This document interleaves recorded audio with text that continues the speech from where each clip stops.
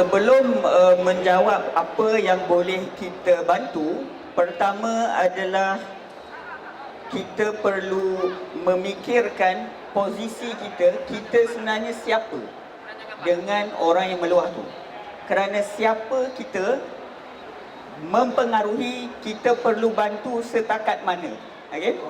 Kita tak cukup tenaga untuk terlalu berempati dengan semua orang. Oh tak? Penat. Berempati ni penat.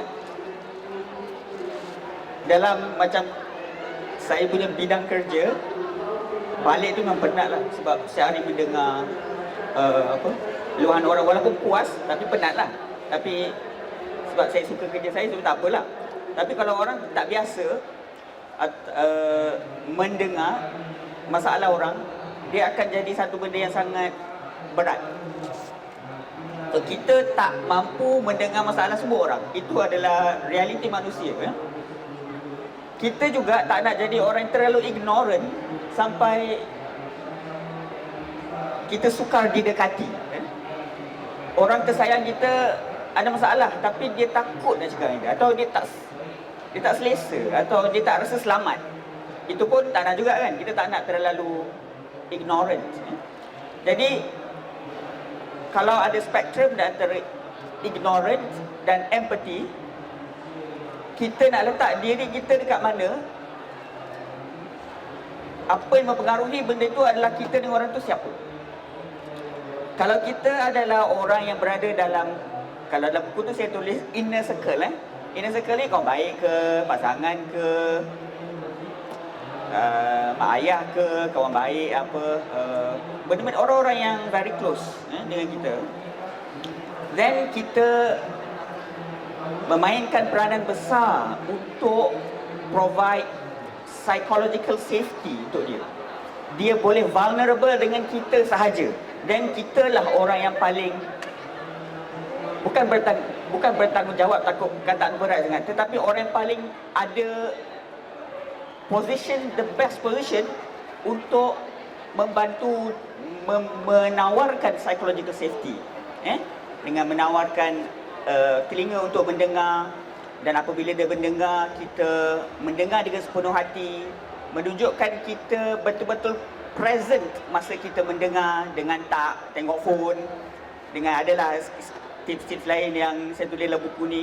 Tapi pada asasnya adalah empati. Okey? Empati dan bukannya simpati. Okey? Tu ada dua sedikit perbezaan. Empati, kita betul-betul nak menyelami hati orang tu. Kita nak dengar betul-betul. Kita nak faham sungguh-sungguh. Kita betul-betul nak letakkan diri kita dalam position orang tu, as in kita nak faham apa dia tengah fikir, nak cuba faham apa dia rasa, nak cuba faham waktu tu condition dia macam mana. But at the same time, having this awareness dalam diri kita yang konteks kita tak mungkin sama dengan dia. Kita tak boleh equalize kita punya own pengalaman traumatik kita yang dulu dengan dia. So kita tak boleh fikir, aku pun dulu pernah depression juga, aku bangun solat tahajud okey je. So kita tak boleh equalize semudah tu. Tetapi kita nak empathy, tetapi tak menyamakan pengalaman tu. Okay? Dia berbeza dengan simpati. Kita rasa kesian, tapi tak ada sampai nak, kita kesian tau orang yang kesusahan.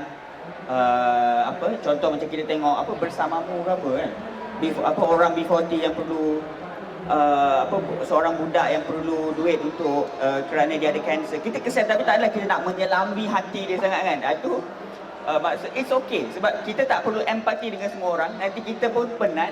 So kita main peranan kita mengikut position kita. Okay? So kalau kita inner circle, then yes, kita buat apa yang saya tulis dalam buku Kekok ni. Tapi kita juga ada peranan position yang lain. Contoh, kita adalah jiran kepada seorang yang ada penyakit mental. Adakah perlu kita ketuk pintu dia, dengar masalah dia? Tak juga kan. Nanti macam takkan setiap jiran nak ketuk pintu dia, penatlah dia kan. So cukuplah kita menjadi seorang jiran yang baik. Betul tak? Kita senyum, bila kita ada makanan lebih kita bagi. Socially including orang yang dalam problem dalam masyarakat is good enough. Maksudnya kita include dia dalam sosial kita.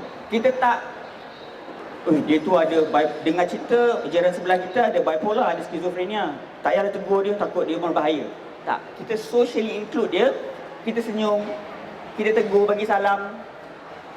Jadi jiran yang baik itu cukup baik dalam posisi kita sebagai bulatan luaran. Lain pula kalau kita ni majikan kepada orang yang ada penyakit mental, kita boleh memudahkan urusan dia, as in kalau dia nak minta cuti, kalau dia perlu, ada hari-hari dia perlu pergi hospital, you know, things like that. Kita ada power untuk memudahkan urusan dia. So different position, different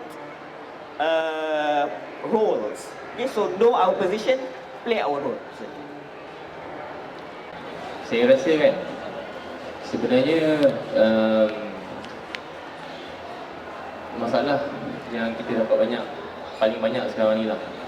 Ni kalau ada statistik kita boleh tunjukkan, tapi kalau tak ada statistik pun saya boleh rasa mengikut saya punya day to day practice, kita dah tak banyak jumpa penyakit mental yang datang first time yang dengar suara, kecuali kalau dah ambil dadah. Dadah tu kita ada masalah yang agak besar kat Malaysia dengan pengambilan dadah. Tapi majority case yang kita dapat, terutamanya di kawasan bandar, adalah majority case depression dan anxiety. So dia bukan lagi dengar suara, dia bukannya lagi cakap sorang-sorang dan sebagainya, tapi banyak orang ada depression dan anxiety. So secara perlahan-lahan kita dapat tengok pattern ni dah makin sama dengan pattern negara-negara yang menuju certain level of income ataupun ekonomi. Kalau kita buat kajian antara negara pun, negara yang mungkin dari segi lebih mundur dari segi ekonomi, dia akan banyak penyakit-penyakit dari kategori psikosis atau yang dengan suara macam skizofrenia for example. Tapi negara-negara yang dari segi ekonomi dia dah makin maju, dia dah banyak jenis depression dengan anxiety itu adalah banyak. So benda ni adalah sesuatu yang memberi tekanan dari segi service provider itu sendiri. Maksudnya kita tak cukup resource untuk tengok semua kes dan sebagainya. Bukannya saya nak buat keluhan ke apa, tapi sebab tu saya rasa penting untuk kita tahu apakah daya-daya ataupun kuasa-kuasa yang membuatkan sekarang ni masyarakat semakin lama semakin murung dan semakin risau dan cemas. Dan apa benda yang berlaku sebenarnya bila kita achieve certain level of income, certain level of development, orang makin berduit, tapi kenapa makin lama makin tak happy dengan hidup? Itu kita kena tanya soalan ni. Tapi ada banyak faktor yang boleh dikaji, diulas dari segi ilmiah, akademik dan sebagainya. Tapi kalau ada satu benda yang saya rasa makin lama makin kurang adalah connection ataupun hubungan in real life, yang saya rasa makin lama adalah kita normalize benda yang tak sihat. Sebagai contoh, macam katakanlah number of friends. Saya jumpa pesakit-pesakit tertentu yang dari luarannya nampak macam orang yang happy, banyak kawan dan sebagainya. Bila kita tanya balik, siapa? Ada tak kawan-kawan yang awak senang nak luahkan masalah ataupun senang nak cerita tanpa kena judge sebagainya? Dia kata tak ada, walaupun dari luar nampak macam ada banyak kawan. So sama lah juga bila kita dah normalize Instagram, contohnya Instagram ataupun banyak message dengan kawan-kawan WhatsApp ataupun saya rasa pandemik tu menerukkan lagi bila kita tak dapat berjumpa. Tapi sekarang dah okey kan.